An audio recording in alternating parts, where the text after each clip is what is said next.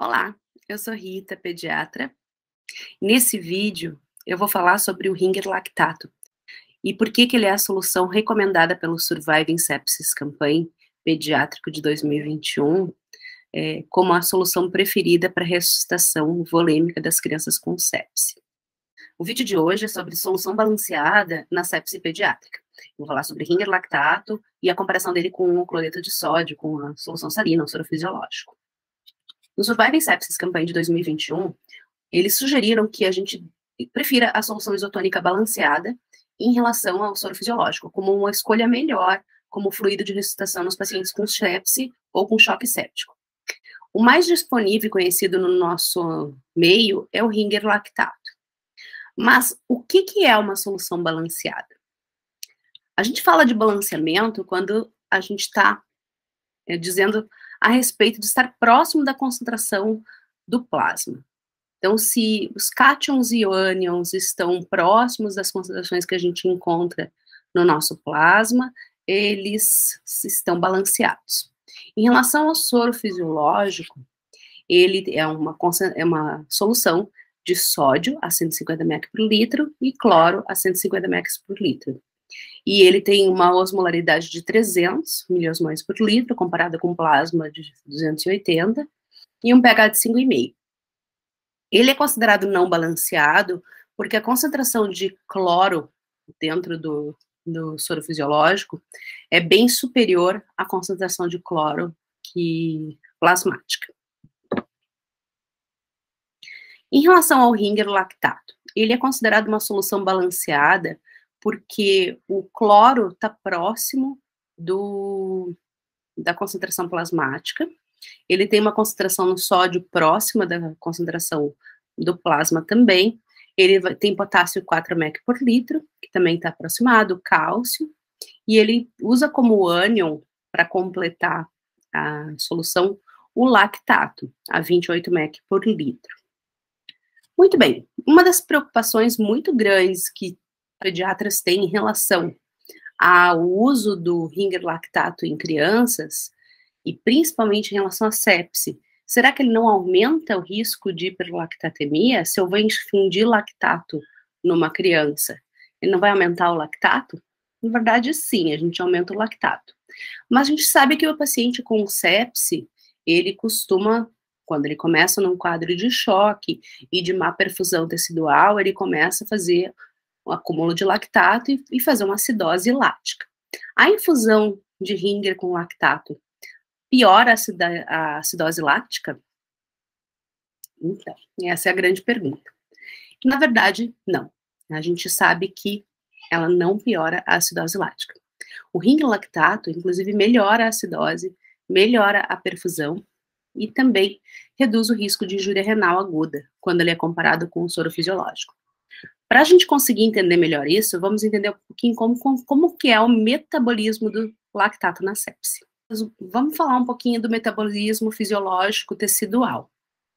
Em condições adequadas de DO2 e VO2, eu vou falar bastante de DO2 e VO2, então de delivery de oxigênio para tecidos e de consumo de oxigênio para tecidos, a gente vai ter o consumo de glicose da seguinte forma. Então, a glicose, ela vai ser convertida dentro da célula em piruvato. Quando há a conversão da glicose em piruvato, a gente vai ter a liberação de 2 ATPs. A enzima que auxilia essa conversão é o NAD+, que converte em NADH. O piruvato, ele entra no ciclo de Krebs, levando em consideração que o seu tecido está oxigenado, e nesse ciclo de Krebs, ao passar por todas as etapas do acetil-CoA, vai ser liberado 34 ATPs.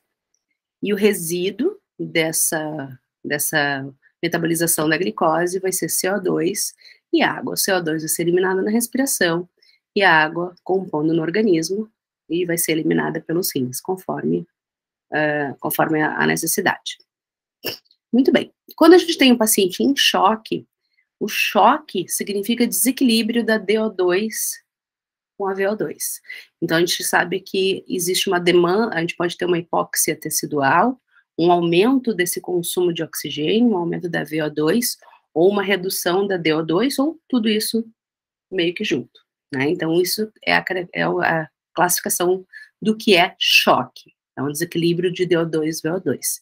Então, os meus tecidos passam a ter uma deficiência de oxigênio, eles vão ter uma hipóxia, oxigênio e nutrientes, né?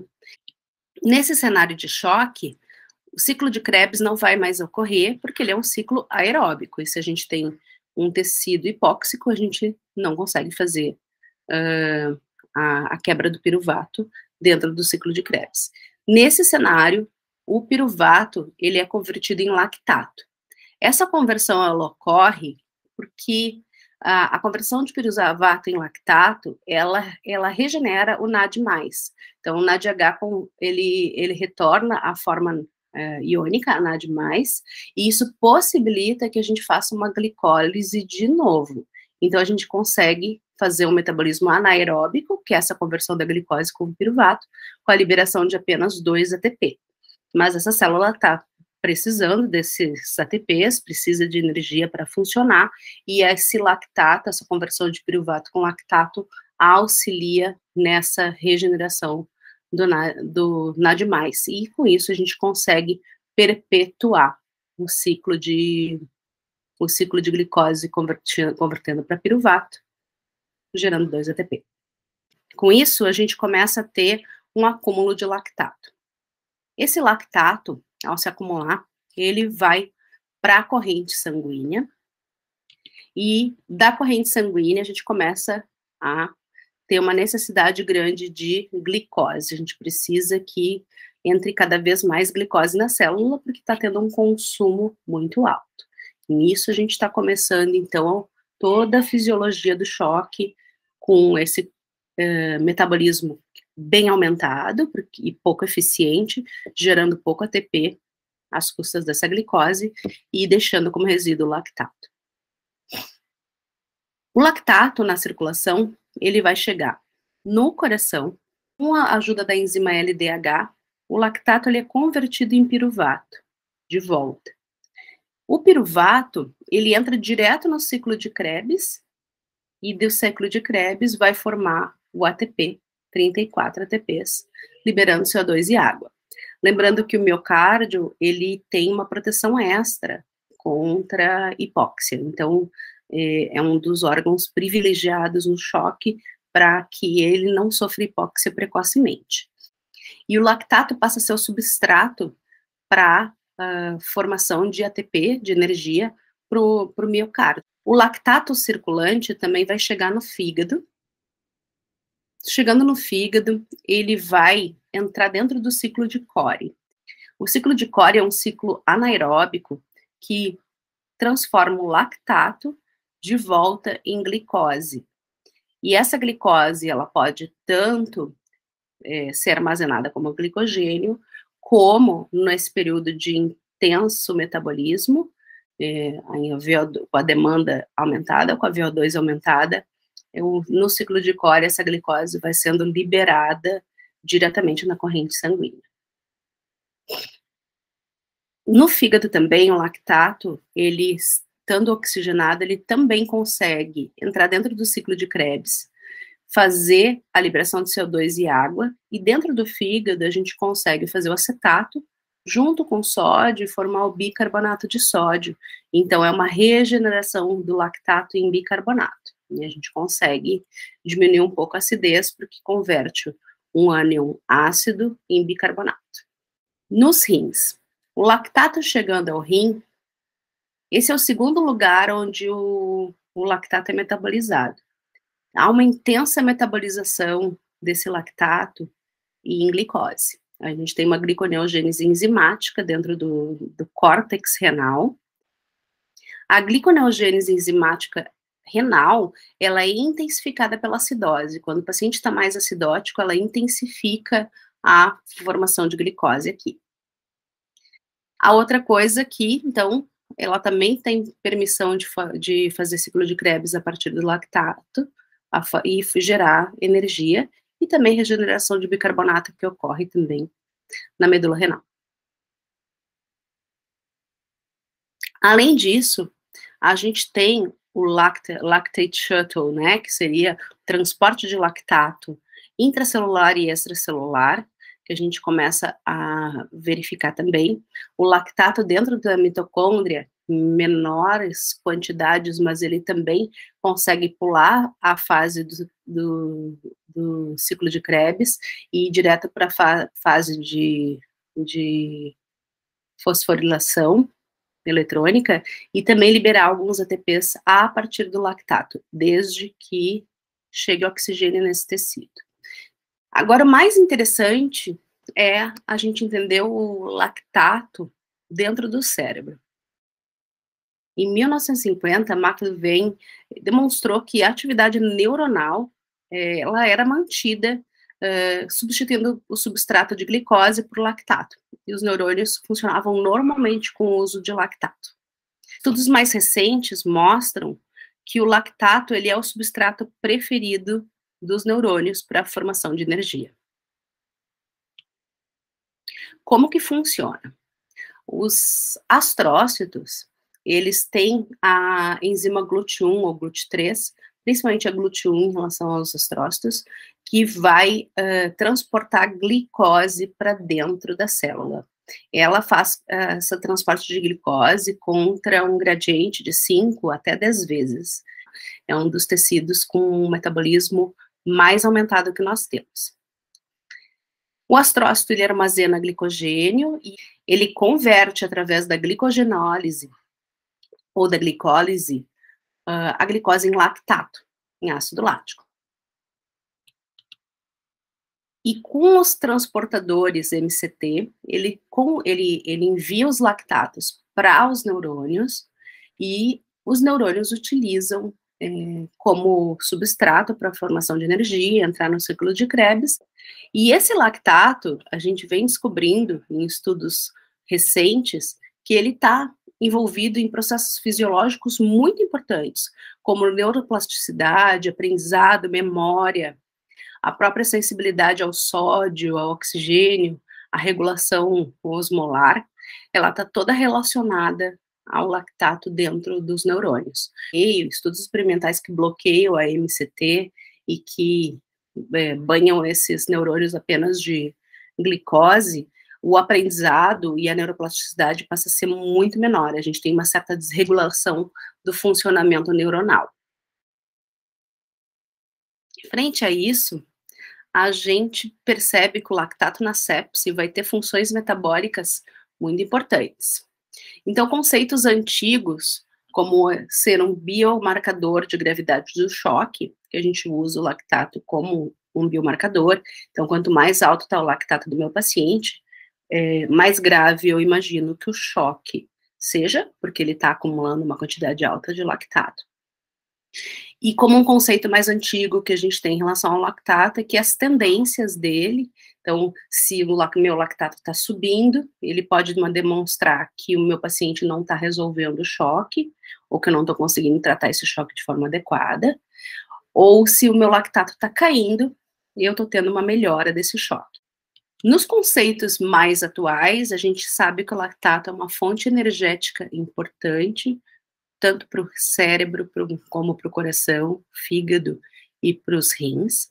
Ele está envolvido na modulação celular, no controle de energia na hipóxia, e ele está envolvido na gliconeogênese hepática e renal no momento de grande gasto metabólico, que é o aumento na VO2 que ocorre no choque.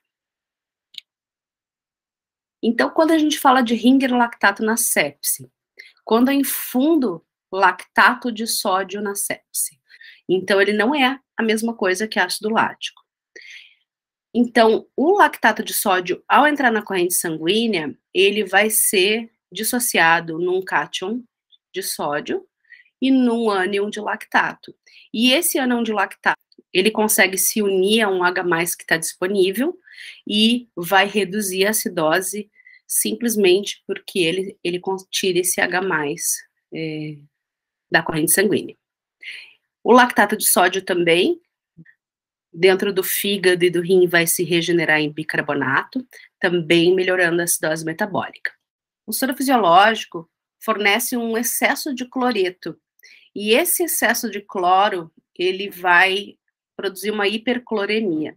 Essa hipercloremia vai reduzir o bicarbonato mais ainda, então a gente tem um consumo de bicarbonato simplesmente pela acidose lática, e a gente vai associar a isso uma acidose hiperclorêmica. Então ele tende a piorar a acidose metabólica do meu paciente, quando eu infundo soro fisiológico. Outra vantagem do Ringer lactato na sepse é que em estudos em adultos e alguns estudos pequenos em crianças mostraram uma diminuição da lesão renal aguda. Também, pacientes que recebem Ringer lactato têm uma variabilidade de glicemia menor. Como vocês podem ver, o consumo metabólico de glicose é muito grande, e a gente vai ter várias vias também, as vias adrenérgicas de liberação de glicose, mas quando a gente infunde Ringer lactato, a gente vai ter menos variabilidade nessa glicemia. A gente tem uma fonte energética a favor da fisiologia, do aumento da demanda metabólica, então esse lactato ele vai funcionar como fonte energética em várias vias do organismo, e o uso de Ringer lactato na sepse também se associou a uma redução na mortalidade. Essa redução foi pequena, mas considerada significativa. A gente vê um efeito mais importante do Ringer lactato nos pacientes que têm injúria pulmonar associada. É interessante entender por que a injúria pulmonar associada responderia melhor ao Ringer do que ao soro fisiológico. Se vocês pensarem que quando eu infundo soro fisiológico, eu vou fazer uma acidose hiperclorêmica e vou piorar a minha acidose, eu vou ter que demandar desse pulmão que ele aumente o trabalho para eliminar CO2 para compensar essa piora na acidose. E o uso do Ringer, como ele não aumenta a acidose, ele mostrou um efeito muito importante nesses pacientes que tenham pneumonia, SARA, que tenham lesões pulmonares relacionadas ao choque séptico. Também a gente vê um efeito mais importante naqueles pacientes que são rígidos da parte renal e hepática previamente. Claro, porque se o lactato tem uma metabolização maior no rim e no fígado, se a gente tiver uma lesão já prévia renal ou hepática, a gente vai ter uma redução desse impacto, desse metabolismo, e isso certamente vai influenciar no desfecho. Então, se o meu paciente tem uma injúria hepática, principalmente uma injúria hepática, a gente deve tomar bastante cuidado na infusão do Ringer lactato. Em relação ao soro fisiológico, ele mostrou uma tendência melhor nos pacientes com traumatismo crânioencefálico, nas meningites, nas pacientes com injúria neurológica, porque o sódio mais alto, ele tem um papel bem importante na redução de edema cerebral. Então, nesses pacientes, acho que a gente pode individualizar que o soro fisiológico seja uma opção mais interessante do que Ringer lactato. Em relação ao Surviving Sepsis Campaign, a gente deve falar sobre um alerta muito importante, que é sobre a redução de bolos.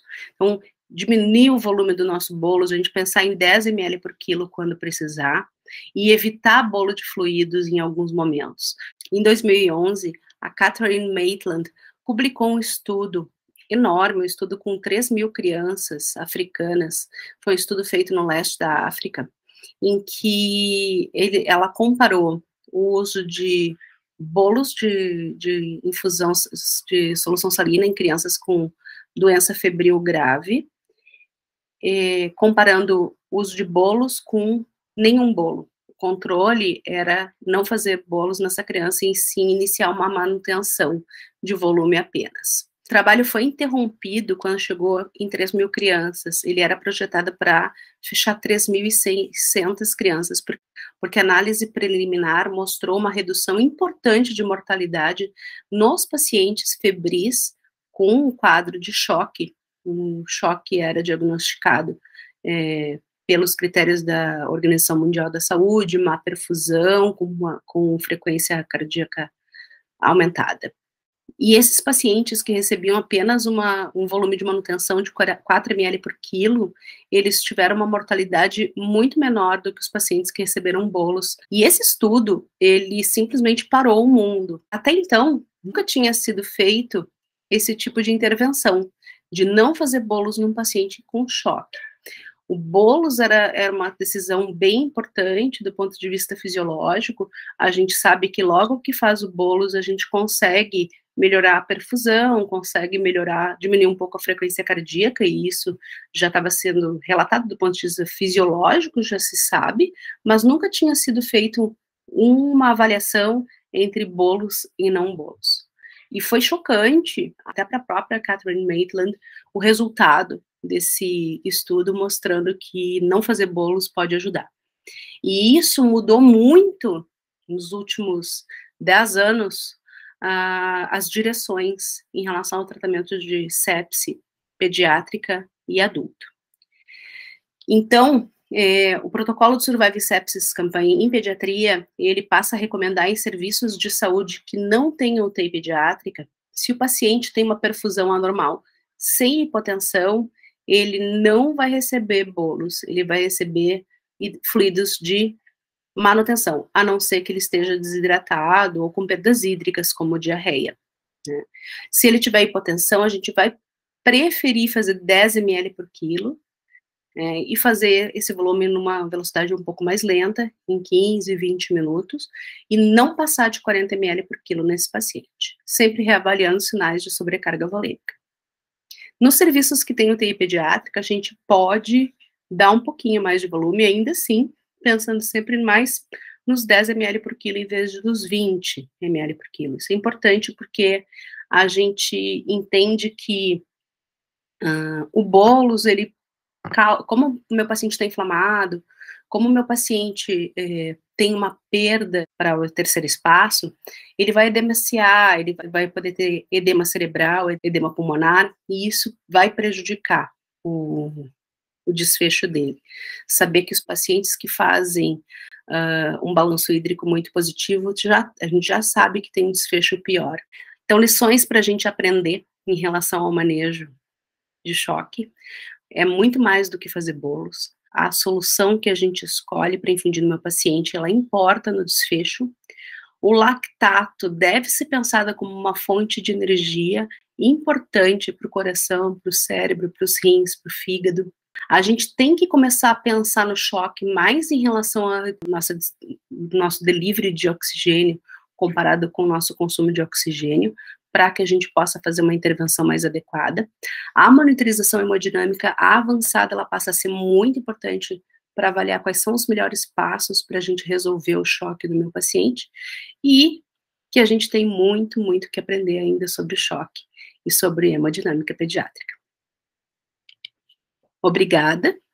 Eu vou pedir que vocês sigam no meu canal do YouTube, compartilhem nos grupos de medicina, para a gente poder espalhar bastante essa informação. Espero que vocês tenham gostado.